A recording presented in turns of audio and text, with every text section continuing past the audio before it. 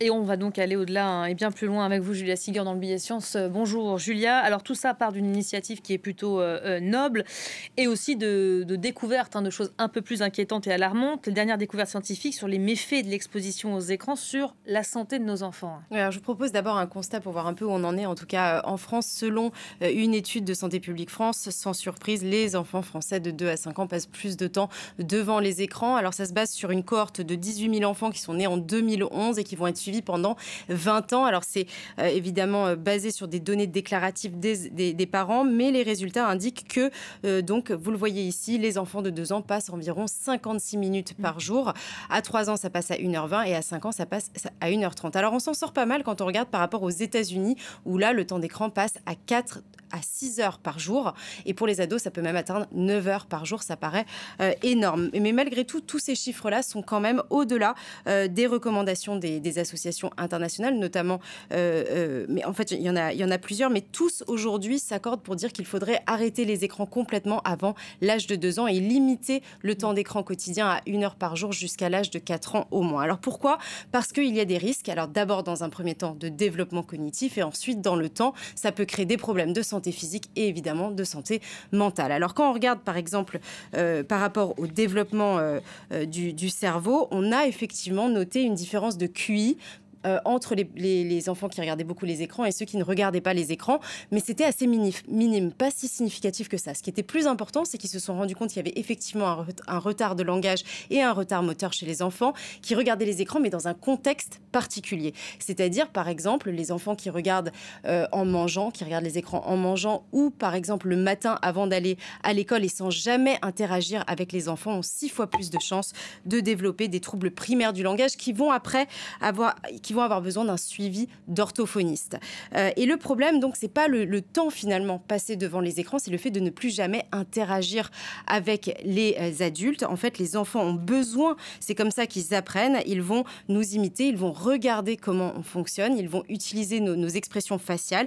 L'écoute passive, finalement, c'est là où est tout le risque.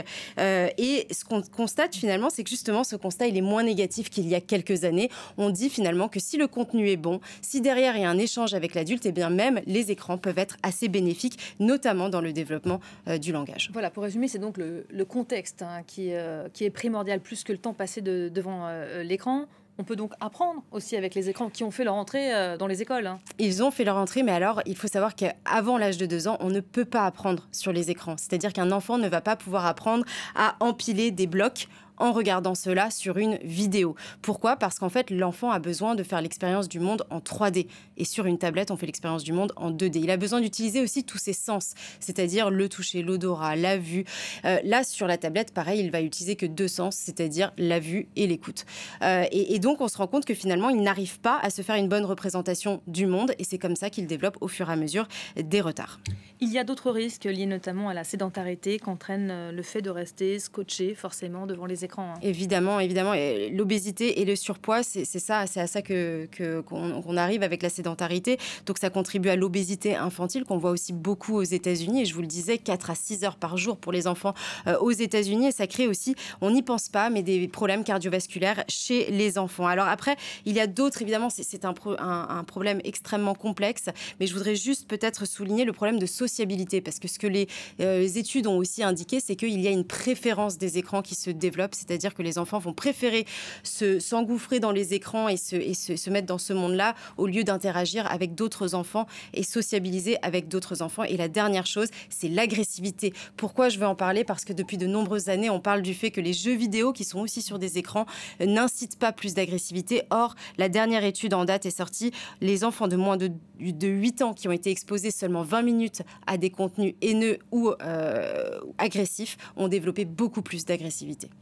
Merci beaucoup, Julia Siger. Un sujet très sérieux qui est porté donc aujourd'hui par cette initiative. On fera peut-être le bilan dans une et qui implique aussi beaucoup les parents, vous le savez. Donc, et oui, forcément, parce qu'on est le premier modèle de nos enfants. Absolument. Et on est souvent devant ceci, le téléphone portable. Merci beaucoup, Julia Siger.